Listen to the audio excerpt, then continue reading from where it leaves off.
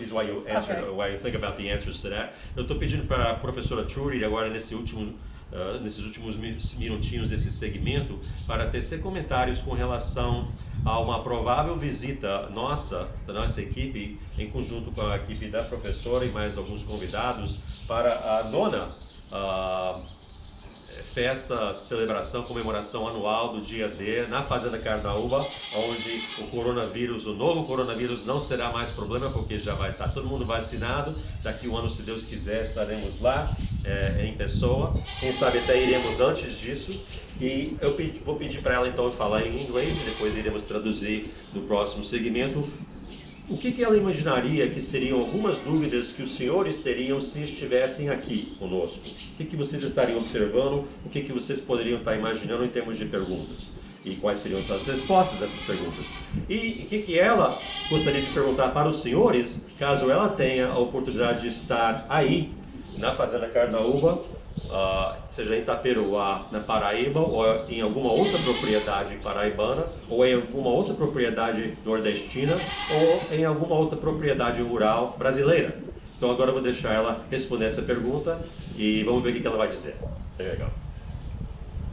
One of the things, Carnuba, is it Right. pronounced? One of the things I guess I'm very interested in seeing there is what kind of dietary, being that they're in a desert type atmosphere, where we're having a drought this year, but usually, I mean, we have, plenty of hay and grain at our access. We have a lot of feed companies that supply grain and stuff. I personally use Blue Seal just because I've been with them for so many years. But I want to see what kind of roughage they use and what kind of protein they're giving their animals. Also their breeding programs, whether they're using artificial insemination to up their production, which would be, a way to bring maybe more production or tighten udders or something. And make them, I know I sent a buck to Dominican Republic last year, and she needed something to bring the genetics up to improve hind legs and rear attachment and teeth set. So it kind of interests me to see exactly how their breeding programs run.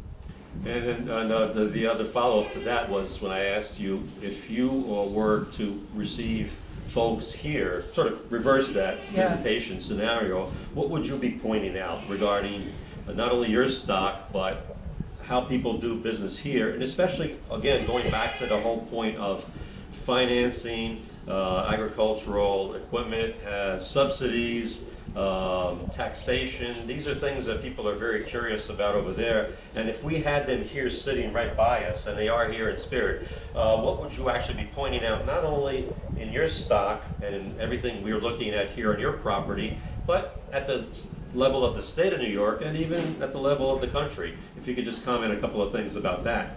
And I've already translated that, so you can go ahead with that. Okay. I did have a veterinarian from Brazil come here one year, and he did embryo transfers there in Brazil with water buffalo. And I think the thing that he was the most interested in was whether we use artificial insemination here, what the availability of the semen is, and how we obtain it, whether it's stored with a veterinarian or by the government in Canada. It's not a free access thing. Here we have our own tanks. We have companies that come and fill the nitrogen. We collect our own bucks, or we can buy semen from other people. There are very few companies. The gentlemen and people that do collect do have a tendency to take semen from your animals to resell, and they get 30% of whatever the cost of the semen is. And actually one guy has 60 straws of one of my bucks. But then again, another guy took 30 straws. I got paid for 20 and he went out of business and I lost the other 10. So there is trial and error and everything. Probably, I mean, people come in here and number one, they're interested in what I feed, you know, and how I handle the milk. Especially if it's babies. Our milk is all pasteurized. It goes to the babies to kill both CAE and microplasms, so that and it helps to incur them. I give them dimethox when they're usually about a month and a half to 2 months old, to help with E. coli and coccidia,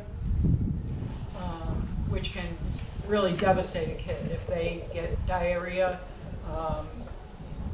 it can really, because they don't have the body weight to combat it, can really do a job on them, if not kill them. And they want to know exactly what antibiotics and stuff that are available here, and how we work with our veterinarians, as well as doing home. For years, I mean, I've been breeding for 46 years. When I first started, to most of the veterinarians, a goat was the $25 bush hog that the farmers used to clear their fields. Now, there's a goat that went at the national auction for $16,000. So the attitude of some of the veterinarians coming up are changing as to, you know, but yet when I talked to one of the veterinarians at the state fair, I had a doe go down with milk fever. And he talked to me, he was from Sweden, and he talked to me about the fact that, you know, they don't get a lot of goats at Cornell. So they aren't familiar with how to handle it, because most of the breeders are so used to doing things for themselves. And I've had veterinarians call me. I've had this patient come in and they've got this symptom, this system, and this system. What do you do? What would you recommend? You know, you've got so many years under your belt that, you know, you've probably seen a lot of things that most people haven't. I had a doe get gangrenous mastitis. I've worked with Dr. Mary Smith at Cornell that's written several books on goats and health issues. She was sloughing off the udder. So I had one of the vet students was coming up here to buy a goat, and so I called Mary and I said, Mary, you want this udder? And she goes, yeah, have them take pictures. So they took pictures of the udder being sloughed off and what it looked like, and then they took it to Cornell for the students. I donated a doe years ago that would not reproduce, and she was 10 years old. And when they put her down and they did the biopsy, she sent me a picture of all of the ovaries and reproductive organs together, and showed where all of the tumors and stuff had grown throughout the years. And, you know, but I mean, that's something that I'm privileged to have Cornell so close and be able to have the vets. And actually our vet at the fair last year was from Brazil.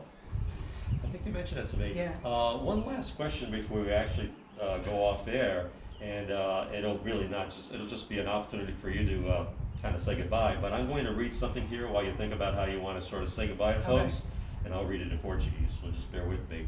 Antes de mais nada, gente, a gente vai terminar essa entrevista daqui em um minutinho ou dois, mas eu gostaria de chamar a atenção para um trabalho muito bem desenvolvido, muito fácil de entender, preparado por um acadêmico, estagiário conosco. O Bruno Emanuel Barreta está na Universidade Estadual da Santa Catarina, que não é Paraíba, é sul do Brasil, mas alguns dos comentários que estão aqui, eu just gostaria de disponibilizar para os senhores. Basta fazer contato conosco, mais uma vez, através da medicalagrobusiness.com ou por aquele WhatsApp. Ele intitulou Tributação, Subsídios e Financiamento Agrícola, Brasil versus Estados Unidos. E só para citar uma sentença que mostra o contraste entre, comparando ambos os países, o Brasil conta com aproximadamente 7% do território ocupado com agricultura, enquanto que os Estados Unidos está na casa de 50%. Então esse trabalho daqui tem vários fatos, vários comentários interessantes, uma análise, inclusive uma bibliografia interessante que o Bruno com certeza gostaria de disponibilizar para os senhores. Ele está assistindo nesse exato momento, ao vivo, e então está aqui dado o recado. E antes da gente então despedir pelo ponto de vista meu, gostaria de pedir para a professora Trudy fazer essa despedida, e ela com certeza já está convidando todos os senhores para vir aqui a conhecer a Heavenly Hooves Farm. Trudy Lombard, estamos no município de Cape Nellis, no estado de Nova York. So go ahead and say goodbye and that'll be it. Goodbye. And I look forward to visiting and trying your cheese too. Thank you very much. Thank you.